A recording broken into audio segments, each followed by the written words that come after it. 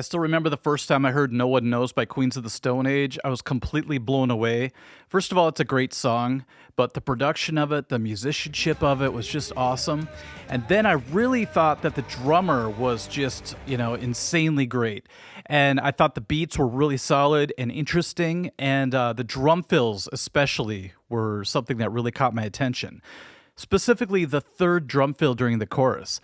And when I found out that it's Dave Grohl playing drums, it didn't surprise me at all, just because it's such solid, interesting playing. I remember trying to figure out what he was doing for that third fill of the chorus, and I didn't really practice it that day, but later on when I was jamming with some people, I thought, you know what, I'm just going to try to throw it in and see what it sounds like.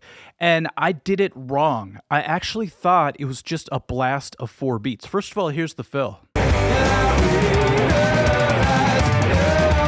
So just going off of memory, I thought it was just 4 hits like this.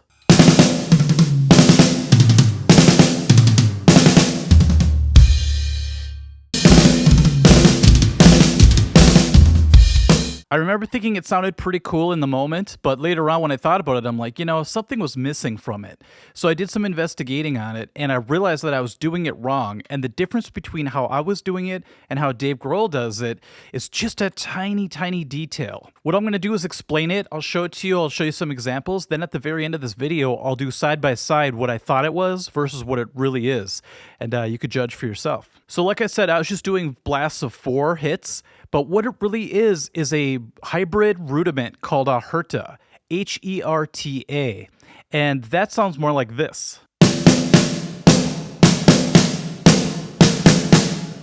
See how it's 3 grouped together and then 1 lagging behind? So sped up, it sounds more like this.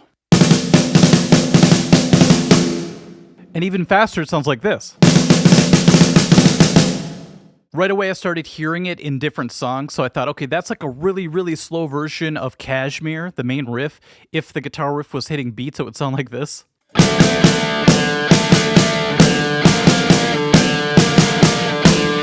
That seems a little silly, but that's how I usually learn things, is I connect it to something I already know, so I thought about Kashmir.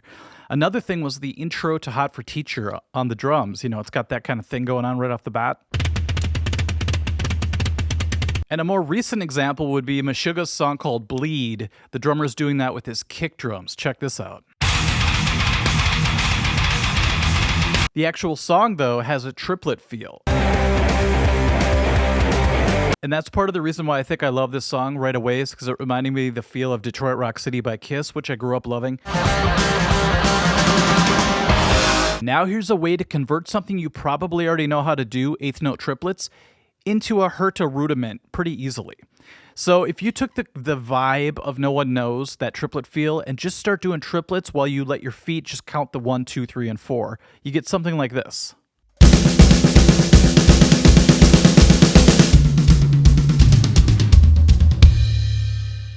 Sounds a bit like the Peter Criss solo in 100,000 Years, doesn't it? Okay, now if we take that triplet that we were doing and just wedge a 16th note in between the first 2 hits. I'll slow it down, but you'll get something like this. So instead of just the triplet, it's going to be... You could say 1 and if you want, that's helpful too. Now, start to speed that up and you get this.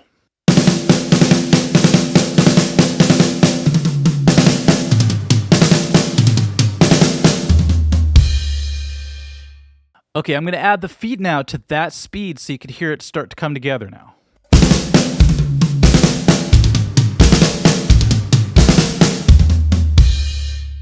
If you're wondering why I'm reaching the cymbal really funny, it's because this mic stand is in the way. I'm going to have to come up with some new arrangement here, but okay. Now let's speed it up even more.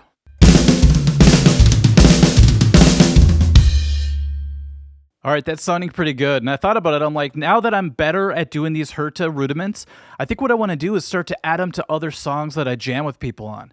So, for example, Detroit Rock City, like we talked about earlier, would be perfect. So maybe it'd sound like this.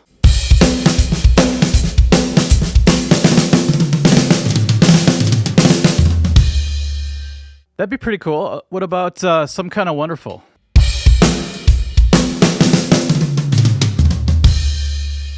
I'm going to be subbing on drums for a Foreigner tribute band. I think I'm going to try to throw this in during Cold as Ice. Let's see if it works.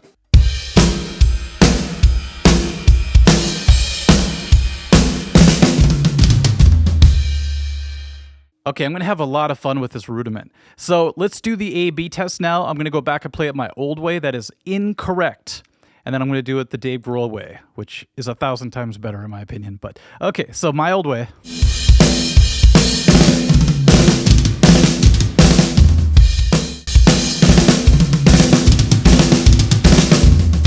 Now, just because I showed you that on the drum kit and I used the Queens of the Stone Age as an example, it doesn't mean that it's exclusive to the drums. You could also take these ideas of rudiments, like the Herta, for example, today, and put that into a guitar riff or a bass riff. Just like that Bleed song by Meshuggah. I'm not sure who did it first, if the guitar players came up with that groove and then the drummer followed it. If I had to bet, I would say the drummer was playing it on some part of the drum kit, maybe the kick drums like in the real song, and the band just started to kind of follow along and it became that epic song that it is. Okay, everyone, that was a lot of fun to do just because it's one of my favorite drum fills of all time, and hopefully I explained it well enough for you to try it if you ever want to, whether it's on the guitar, bass, or drums. We'll catch you at the next video, and thank you for watching. Bye-bye.